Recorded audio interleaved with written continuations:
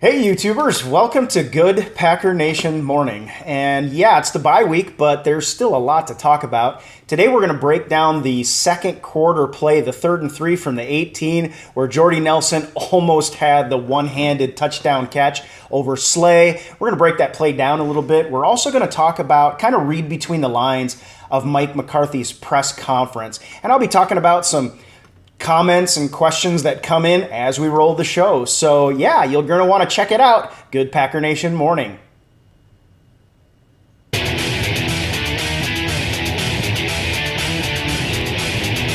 Good Packer Nation Morning, everybody. Yeah, it's Tuesday morning. We have a bye week this week, Packers with a bye week. Packers coaching staff talking about how they are going to be looking in and analyzing more precisely with this time off each individual player. So we're going to be doing the same thing here. We have got a ton to talk about. We're going to keep you guys in the know through the bye week at least until the team comes back on Sunday and we can get some maybe more news about maybe more on the injury to Jared Cook. See if we're going to be getting some of these guys back. Let me know who you are, where you're coming at me from, and we'll give you a shout out right now as we do Packer Nation Roll Call. Trevor is here. Good to see you from Metamora. Sean is back. Good morning there, Sean. I hope you're doing well today, sir. Yeah, it's the bye week, which may sound in the front of it like, hey, what are we going to do with ourselves? But I started watching this game and I started checking out some stats and things like that.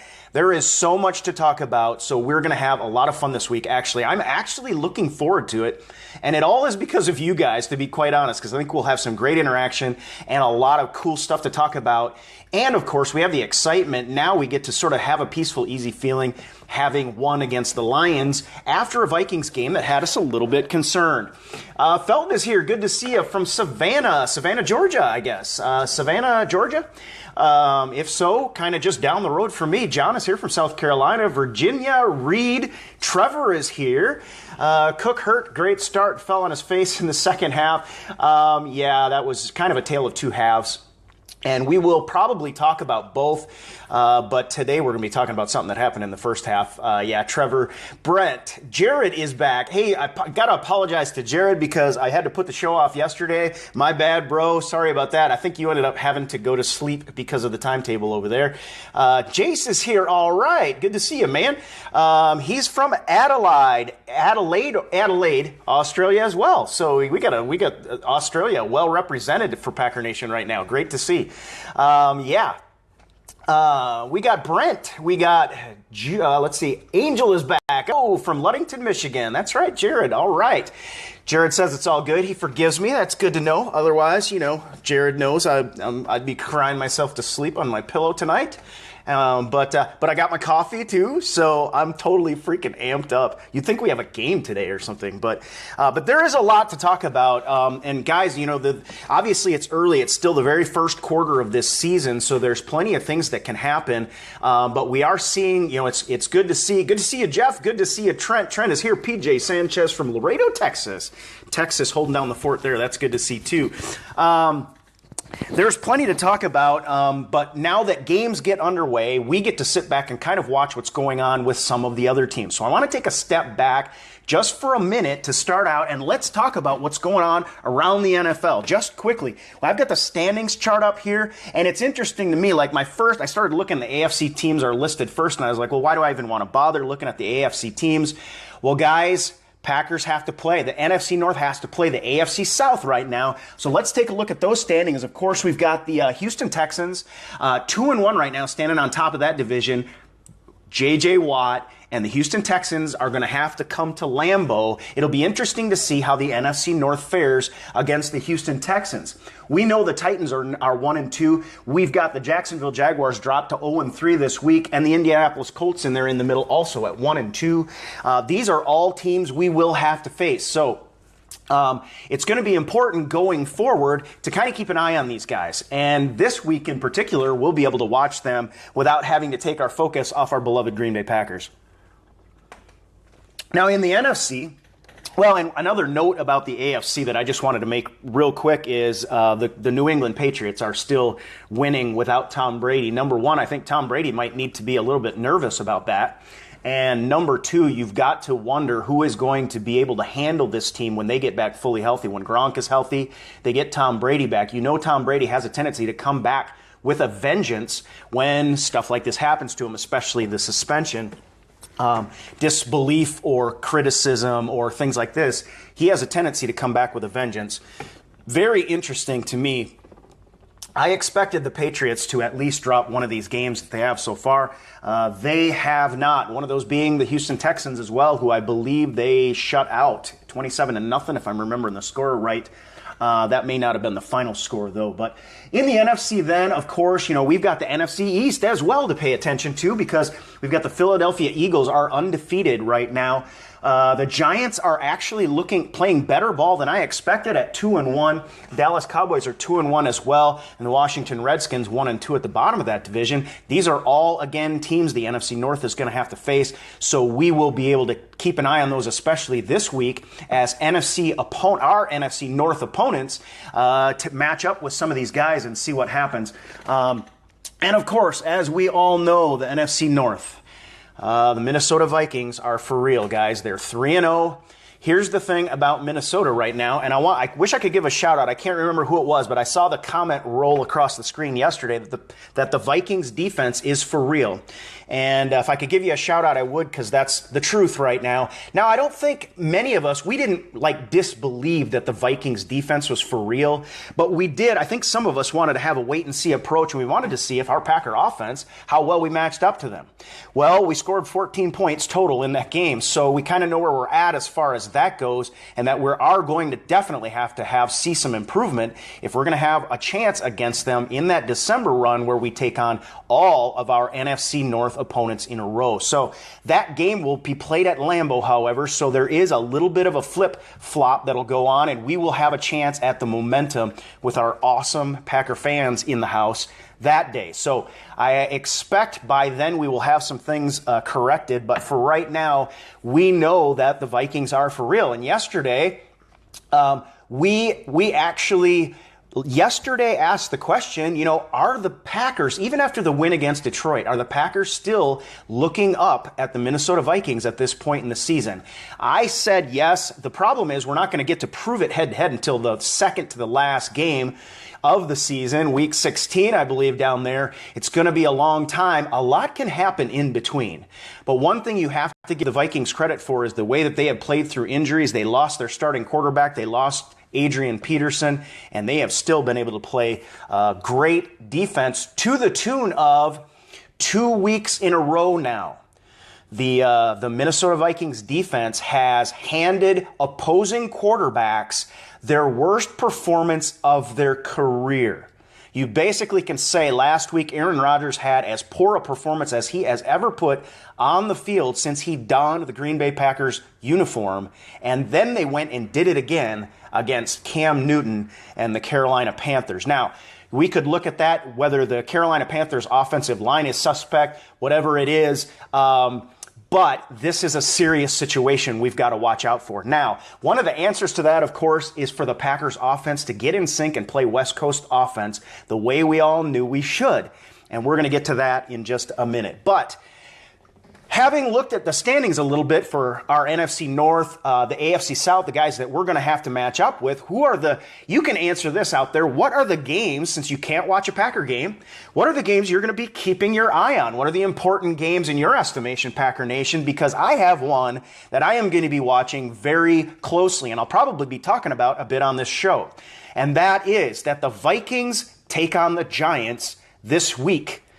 Now, this is interesting for many reasons. Number one, obviously, we have the situation between us and the Vikings in the NFC North. This could very well come down to the last 2 games of the season, if not the very final game of the season. And that, of course, makes it interesting to see whether the Vikings can keep it up. On the other hand, the Giants are the team that the Packers have to play coming back off of the bye week. Now, here is my ideal situation for this game, all right? And it is important. It'd be fantastic if it worked out this way. It's a possibility. Okay, so the Vikings have a big emotional win against the Carolina Panthers. After a big emotional win against the the Green Bay Packers, opening up US Bank stadiums. You stack those two emotional victories. And one of the things that tends to happen is it's difficult to maintain that amount of emotion. In fact, a lot of times you'll see teams after a big, close, or dominant win, they sort of fall off the map because they just can't quite get back to that same level. All right?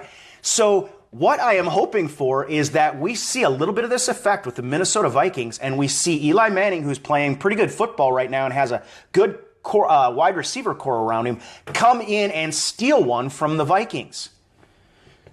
And I want to see them do it in emotional fashion. Maybe a last-second field goal or a touchdown. Eli Manning throws a late game touchdown to win the game because then they come back and the Packers come back fresh after their bye week and they're a bit deflated after their emotional win, and we take them to the woodshed when the Packers come back. Now, that would do a couple of things for us. Obviously, it puts a loss, a number in the L column for the Minnesota Vikings, but then it matches us back up with them if we can go ahead and take care of business against the Giants. Giants are playing some pretty good football. I haven't had a chance to pay a real close attention to them. I paid more attention to them in the preseason, and they did not look good at all. So they have turned a corner to some extent. But I'll be watching that game for sure. Daniel is calling it that Bradford throws a pick six to kill him, and that would be fantastic. I would love to see that. I'm still in a bit of a wait-and-see approach on what Bradford is going to truly be able to accomplish with AD gone, although I did not think that AD looked like himself, to be quite honest. But we'll see how that plays out going forward. But yeah, it's going to be an interesting week regardless of the fact that there will be no Packer football. But it's very important for us because we know we've got a lot of guys on defense that need to get some rest and need to get healthy, for crying out loud. It was a very interesting defense out there, and we saw some very interesting things happen. All right, let's see who else we've got on. We got Daniel Bradford. Oh, yeah, that's the one. Jared's inciting me to drink the coffee.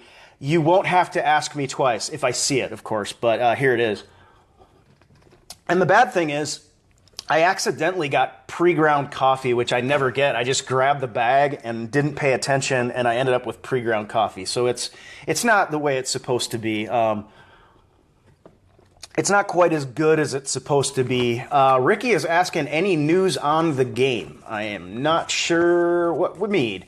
Fidel is here from Saudi Arabia. Well, good to hear from you, bro. Good to see Saudi Arabia represented. I had my friend Abdullah, a student here learning English, good kid, from Saudi Arabia as well. I guess it's just south of Riyadh. But yeah, good to see you guys representing down there. Terry is here. Jason is here. Well, let's do a little unpack the play. I want to unpack a play for you today that sort of caught my eye.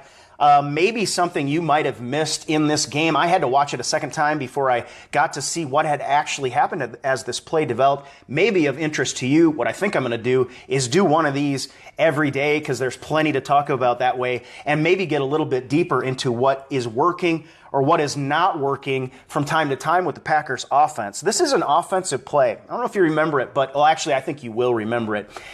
Packers, it's 3rd and 3 in the second quarter, on about the 18-yard line. This is the series in which we actually kicked the field goal and did not score a touchdown. But the play I want to talk about, it's the series right before the Jordy Nelson over-the-shoulder touchdown right to the front end of the end zone, that beautiful, beautiful play. This is the play where Aaron Rodgers gets the ball out quick to Jordy in the back of the end zone, and Jordy almost makes the one-handed grab over Slay back there, I think it was. And he comes up and he's looking for the holding or the PI call and doesn't get it, right?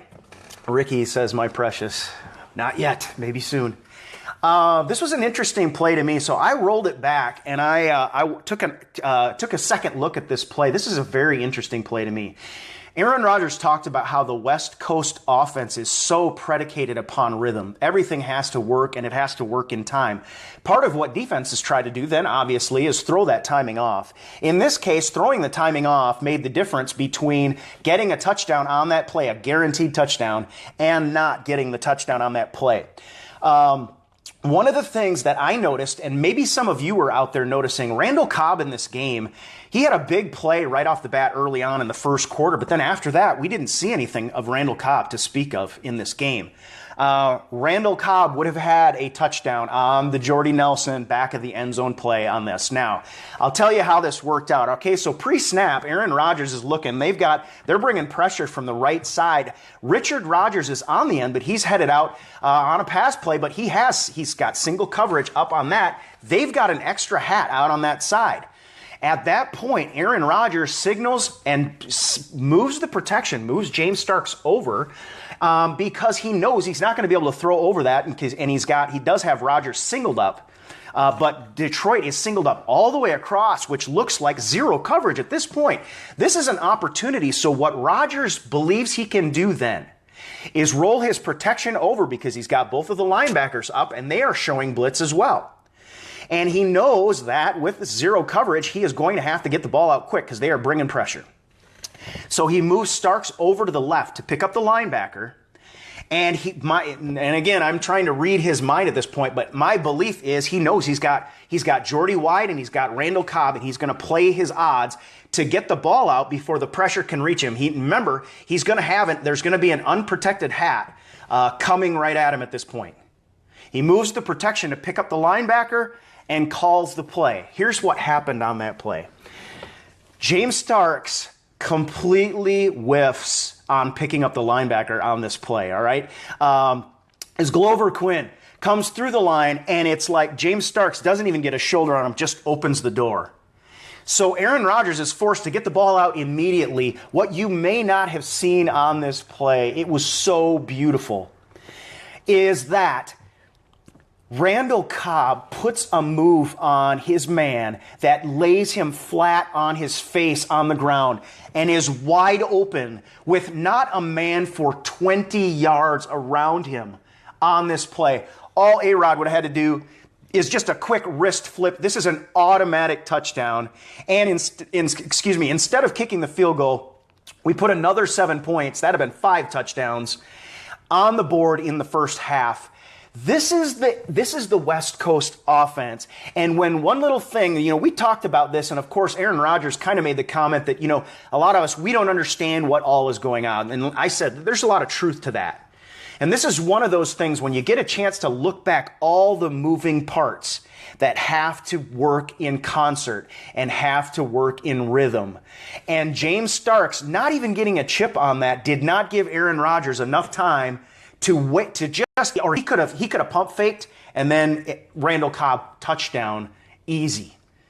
But this is how it works. And that's one of the things that when this coaching staff gets in the tape room, they do the cut-ups and they sit down. These are the things we're going to learn from, we're going to improve upon, and perhaps personnel gets changed.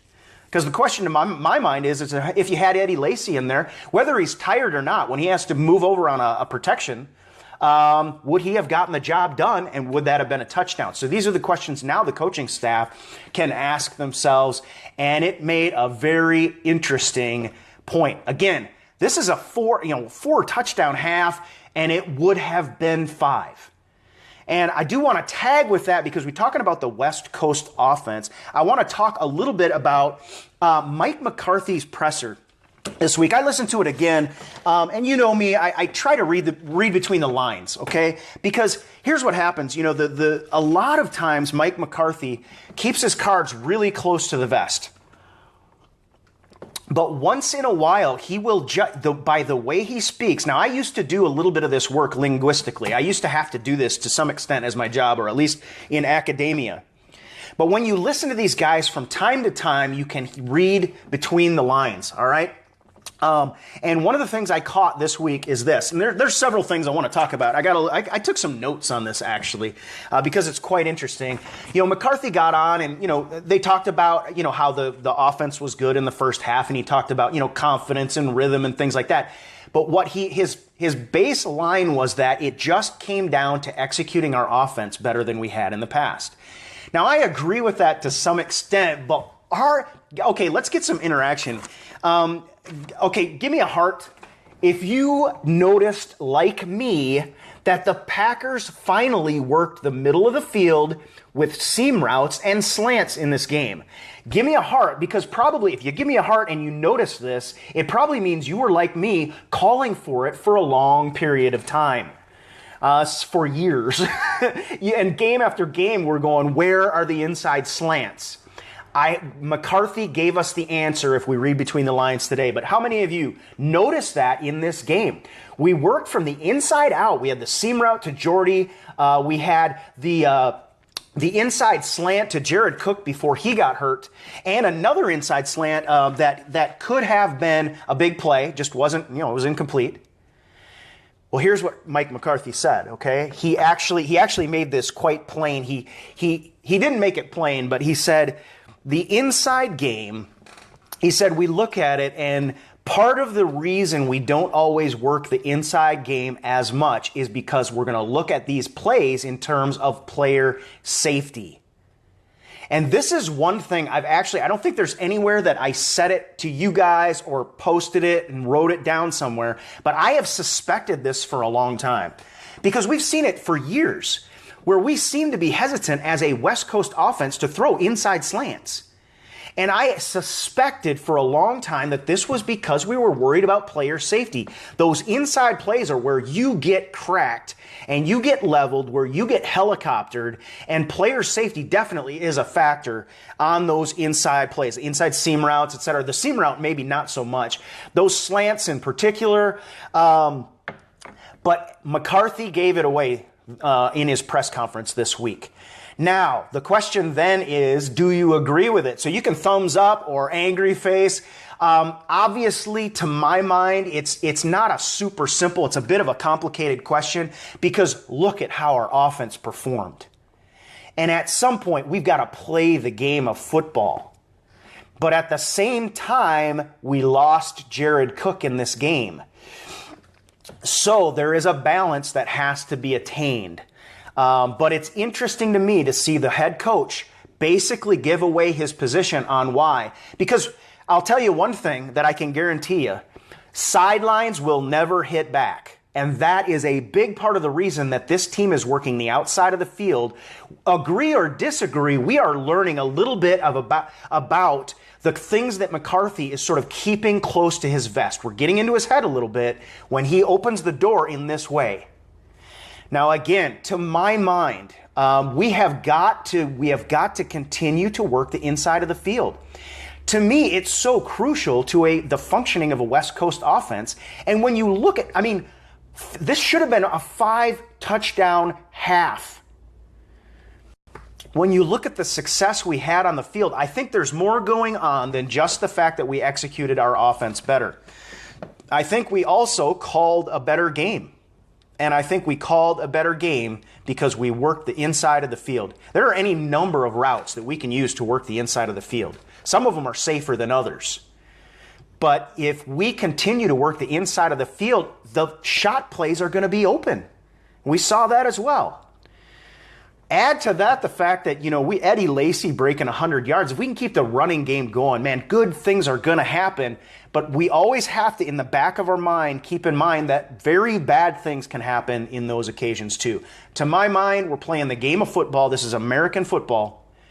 We're going to have to get out there. Yes, coaches are out there. Much of a head coach in particular, much of what a head coach does in terms of his managing the team is to minimize risk and manage risk. They're risk managers to a great extent. I think McCarthy does a good job of this, but we can't play because of what we're afraid of. We play to win the game. And again, I talked about scope and sequence. I suspect that if Mike McCarthy had been able to beat the Vikings playing with the sort of mindset they had, with the fact that the sidelines aren't going to tackle our players, I think we would not have necessarily seen as many of these inside plays in the game against the Detroit Lions. We would have tried to continue winning with that philosophy. However, I do believe down the stretch, McCarthy had in mind that he was going to have to, when the chips were down, he was going to have to work the inside game. So because of the fact that we weren't able to get anything done against the Vikings, We come back, we work the inside, and we just see the entire offense open up to us. That and the running game of Eddie Lacy. Can't say enough for Eddie Lacy in this game. But anyway, it's very interesting to me to get inside the mind of Mike McCarthy a little bit, and I thought I'd share that with you today. McCarthy also mentioned that, these guys are going to be, the coaching staff is going to be spending the week getting inside they're going to be precisely nailing down each player and what they're doing right, what they're doing wrong. They're going to have some time to really work with each player and create a plan for them moving forward. I think that's going to be really important, partly because of how many young players we had on the field this last week, this last game. We don't know how many are coming back. Now, here's a quote that you may not have heard, and this is telling. We all know we had a lot of rookies on the field. But here are the numbers. McCarthy said, if you heard the press conference, you heard him say this. 13 rookies in this game, 9 on defense with double-digit reps in this game. We talked about how important it is for our young guys to have a chance to get on the field. Our young guys got a chance to get on the field. Remember, I've said all along, and I will maintain it till the day I die, that you learn more from your mistakes. Now, obviously, if you make the mistakes at the wrong time, hi there, Rick. Rick says good morning. Andrew says good morning. If you make mistakes at the wrong time in the playoffs, it can cost you the season is over. But making mistakes and being able to win this game against the Lions, getting up, 34-10, and of course, then they scored back-to-back touchdowns. We were concerned about time in the second half. Being able to pull this off is really important for our team moving forward. It's going to be a really, really important game, I think, down the stretch. It's going to help us out probably against the Giants. We'll see if we get everybody back.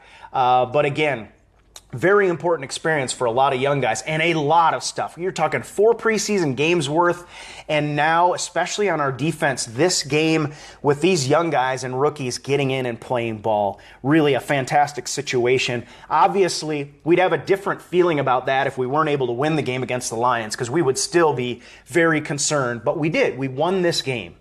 So it's interesting to me. That is my take between the lines of what Mike McCarthy said this week. And, of course, he'll probably be back out with another interview. But it's going to be an interesting week, guys. And we will have a lot to talk about. We'll talk more about different plays tomorrow. I'll probably talk. I have a defensive play that I absolutely love. Dom Capers mentioned it, as a matter of fact. In the meantime, keep drinking your coffee. The weekend is coming. It seems like it's a long way away, and especially, it seems even longer because last week we had to deal with the freaking Vikings game, and that makes the week seem long. Now we have the bye week, but the bye week is shortened by the fact that the Packers are 2-1. They are right in the thick of things right now. The Vikings game, we lost to the Vikings in their home stadium by 3 points. Guys, this offense is right on the cusp of being able to do some pretty amazing things. And if our defense can get back and get healthy and run this gauntlet of this long stretch and try to keep themselves together. And even, we know that there are going to be players that are going to have to rotate in. But if we can keep this defense together and we can get the offense in sync and in rhythm, we're going to be able to give the Vikings everything they can take, and we'll do it at Lambeau this time. So Eric says he hates buys. I was saying that earlier. I don't know if you caught, but usually I hate the buys. This week I'm looking at this Detroit Lions game again. We've got guys out there. We've got rookie after rookie after rookie out there just playing ball.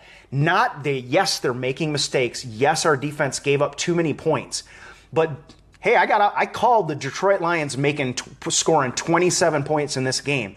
Remember, this Lions offense is a high-powered offense right now. 3 games in, there is no other way to describe this Lions offense right now. They are playing great football on offense.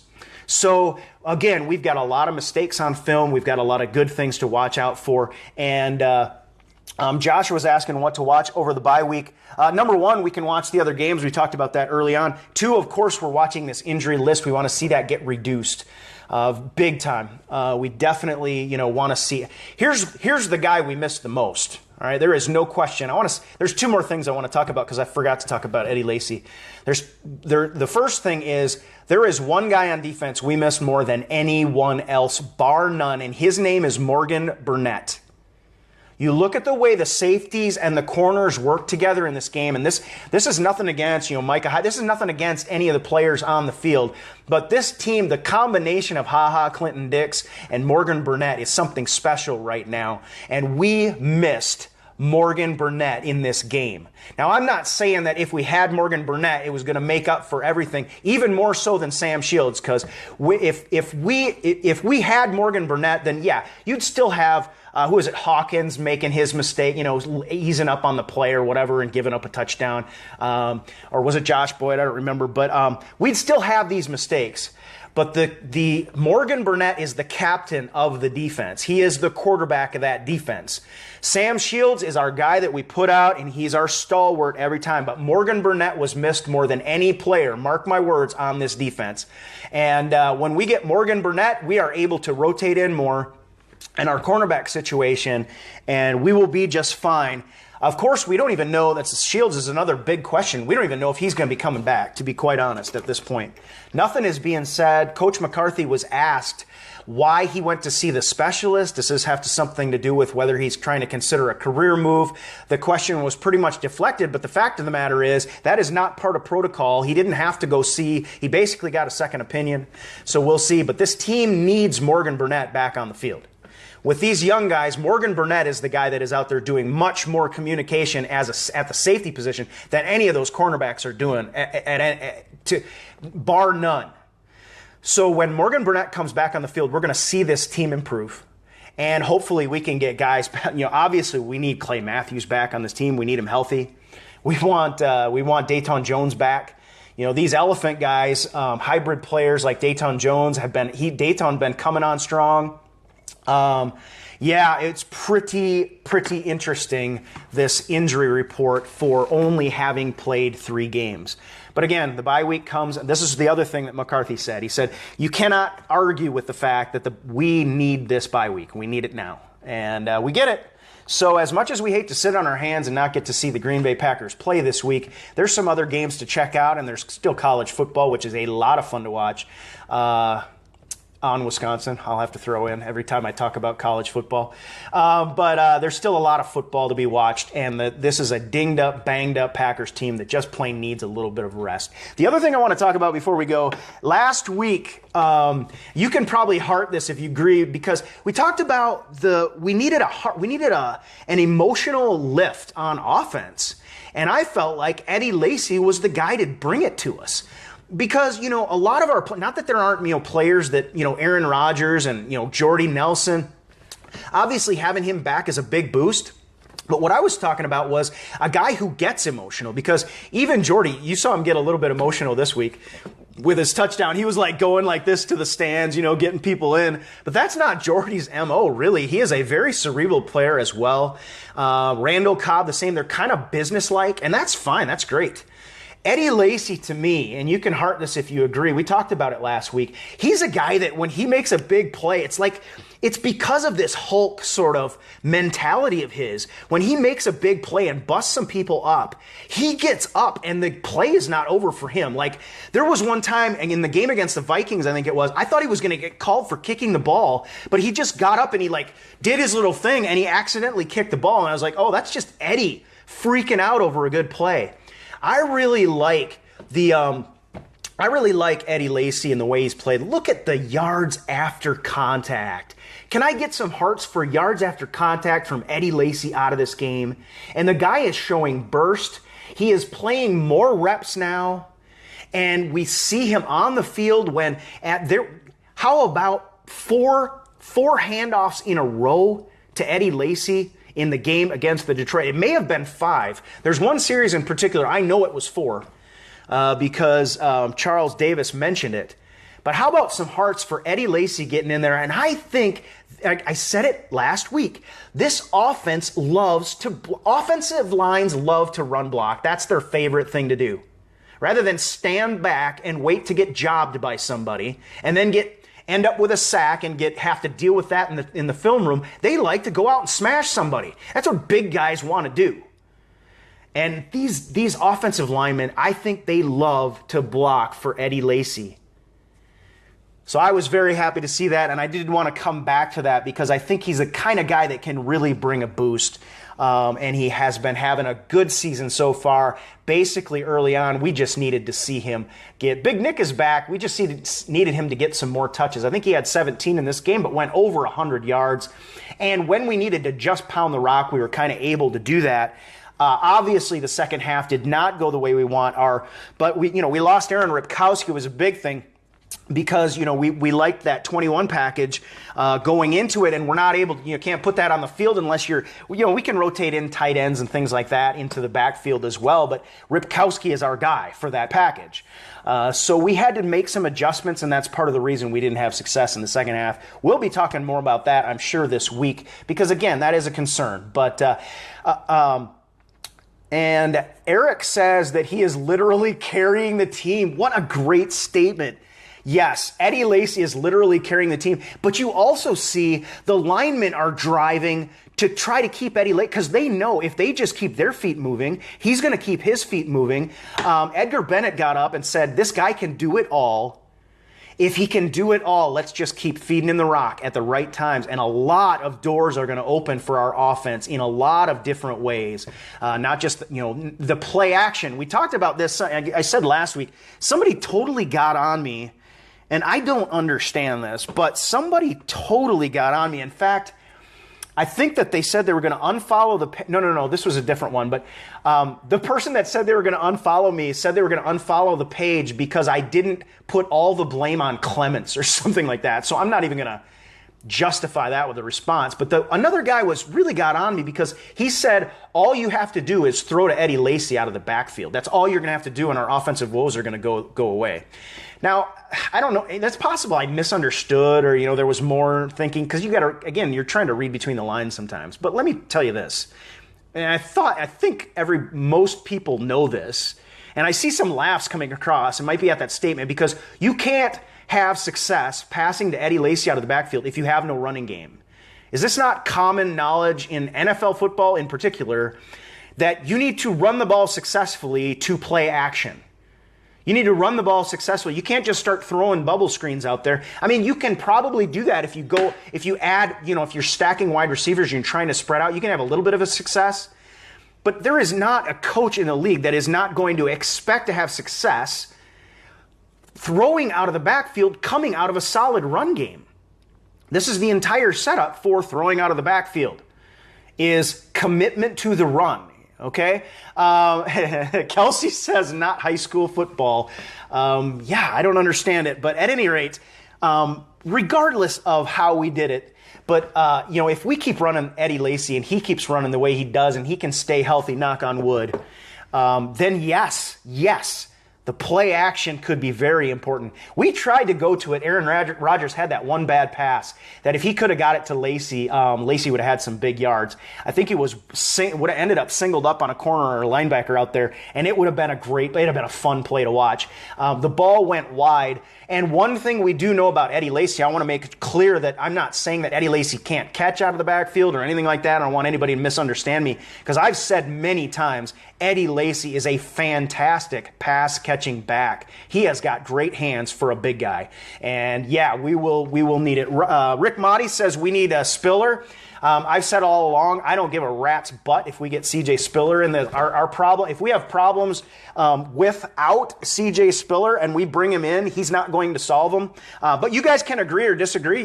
Jump on. That's the comment. He's right. Rick, my buddy Rick, has a right to his comment. Spiller out of the backfield. He's one of those guys that can be a change of pace kind of guy. My thinking on it just is, though, we have the personnel right now. The problem isn't the personnel. The problem is the way we're using them. The problem is the timing of the personnel. The problem is making mistakes, not being in rhythm, not being in sync. Now, that said, to Rick's credit, the team should always be out there looking to improve itself, so I have nothing against that. My take from the beginning, though, has just been Especially, from the team perspective, just to let that thing take care of itself, just because our GM handles that. Of course, as fans, we can talk about it, though, as well, because it doesn't become a distraction to the team when we're bantering about it a little bit along the sideline. So that's just fine. John says he misses Kuhn. I got a comment about that. Because I do. I miss Kuhn, too. But, there was a point at which there was a point of no return for me, and that's when he's not coming back. That, to me, I just wish the guy well. I love the guy. I wish him success as long as he's not playing the Packers. But I'm over John Kuhn, not in the sense of that I don't love him as a Packer. I would love to see him come back as a coach. Remember, we talked about that. That's part of the reason I talked last week about who is going to be the emotional leader on offense, because I think it was Kuhn. And I think the guy that could have maybe replaced him was John Crockett if he could have stayed healthy. He could have been a real spark plug, but John Kuhn filled that bill for a long time. However, part of the reason I'm over John Kuhn is because Aaron Ripkowski, he's a young player. He's done some really good things. We've started to rely on him a little bit. He catches well out of the backfield as well. He's a younger player. I think he's got a high ceiling in terms of, relatively speaking, because his position only gives him a certain ceiling in this league. But yes, he is not going to be that emotional spark plug that Kuhn necessarily was until, if we can get him on the field and get him healthy and he starts making a few big plays, then we might see more of that out of him. But to my mind right now, Eddie Lacy is kind of the guy that we got Trevor on here with the Kuhn. Yeah, I got nothing against you guys putting Kuhn up on the screen right now because I miss that chant. But I do. Somebody was on there saying, can't we just kind of replace it with Rip? And I don't think it's going to ever sound the same, but I do hope that we replace it with Rip. Just give the guy every single bit of support that we possibly can. Because I think he's a good player. Obviously, he's a young player, still has things to learn. We hope he comes back healthy. Jared is saying he misses Crockett. I agree. I thought Crockett had a chance, and then the shoulder injury in the third preseason game really was a death knell in terms of his season. And boy, you just hate to see this happen, especially to a guy coming out of North Dakota State. But he did have a winning attitude, and I just love to see the guy play. To some extent on offense, you can get a little ahead of yourself when you're an emotional player. But you need one of those guys. You need one of those guys on offense. You need one of those guys on defense at least. It's easier on defense, but you also need one of those guys on special teams, guys. Did not Jarrett Bush make a career for himself by being a spark on special teams? Did not Jeff Janis make a career for himself by being a stone cold killer on special teams? Can't wait to see him coming back. What do we got? We were yelling Eddie during that game. Michelle, you were at the game? Heart me up if you were at the game. Let me know. Michelle says we were yelling Eddie a lot during that game. All right. And I do want to give a shout out to everybody who was at this game. The Packers fans are the smartest ones out there. They know when to cut loose. They know when to shut up. You're never going to have a Green Bay Packer player have to call his fans out and tell them, it'd be nice if they shut up like the Vikings did. This is just craziness. Probably what really happened was there were so many Packer fans in the house that they thought it was the Vikings fans. But got to give a shout out, and it would be awesome to be a player out on the field and just to hear that crowd and to play defense. You're Mike Daniels of the world. How about Kyler Fackrell? How much do you guys think when you guys got charged up? That didn't charge him up. The music, the loud noise, the cheering, the crowds, Packer Nation just bringing it. Well, guys, we've got several more games, all right? So we're going to do our part. We're going to run the table at Lambeau right now. That's the goal. We're going to get rested up. We're going to get hyped up. We're going to stay in rhythm. We're going to play call. Our defense is going to come back strong, and we're going to get a lot of stuff done. That's the mic drop for today, guys. It's still shaping up to be an extremely exciting season. I know because the expectations are so high that there are mixed feelings at this point to some extent. But here's the situation, guys. We are 2-1. We have beat the Lions and are ahead of them in the standings. We have the bye week. We have some people we need to get back healthy, and we've got a chance to get them back and healthy. It's very important. We've got an offense that has seemed to find a little bit of a rhythm. Of course, we're in a little bit of a wait-and-see mode to see if we can stay in that rhythm. We have another 3-game stretch at home to continue to develop rhythm, to continue to get in rhythm, and to continue to maximize our strengths. And before we have to travel on the road again October 30th. This is a good situation for the Packers, which means it's a good time to be a Packer fan right now and a member of Packer Nation. Well, I'll wrap it up with that, guys.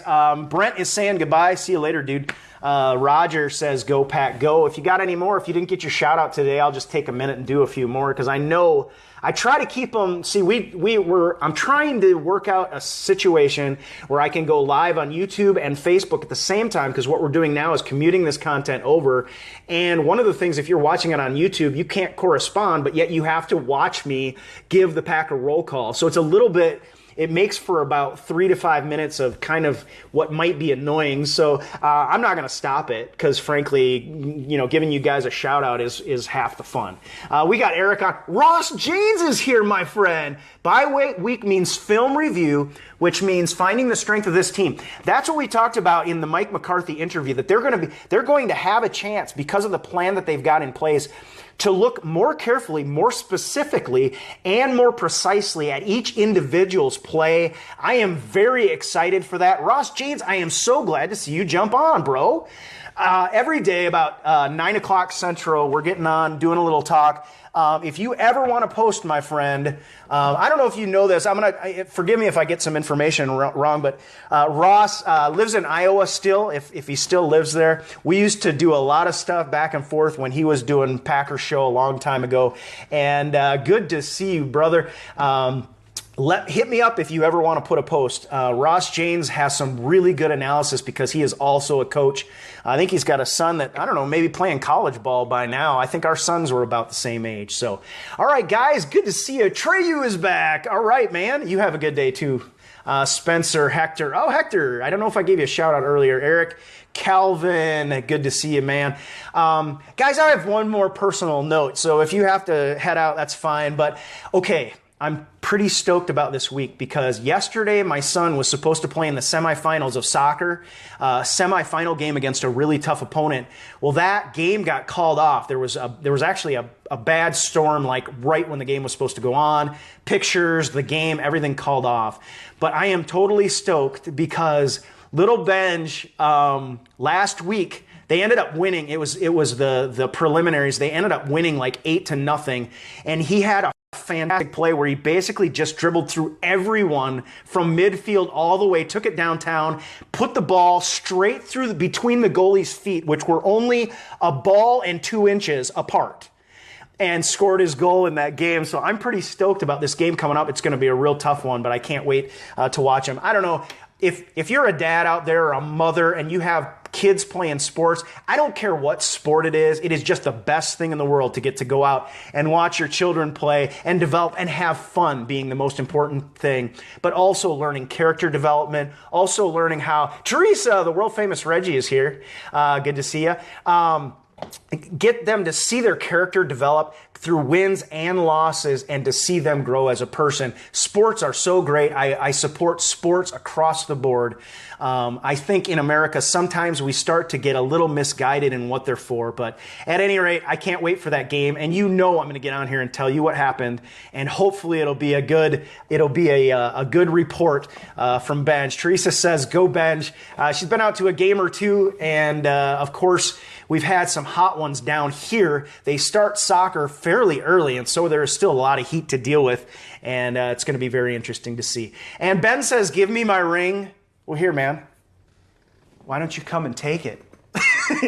I can taunt for the whole season, and then somebody is going to take this off my hands, and then they're going to give it back to me. You get a video. I don't know if you've heard, but like if you win, this is our trophy for the game that we're putting out. If you win, you also get the ring for the trophy. It'll look great on your desk. I promise you that much. Man, woman, or child, it's going to look really, really cool. But you also get to smack talk me about it, which I am not looking forward to. But well, it's been great to see all of you guys. I'm going to let you go for today.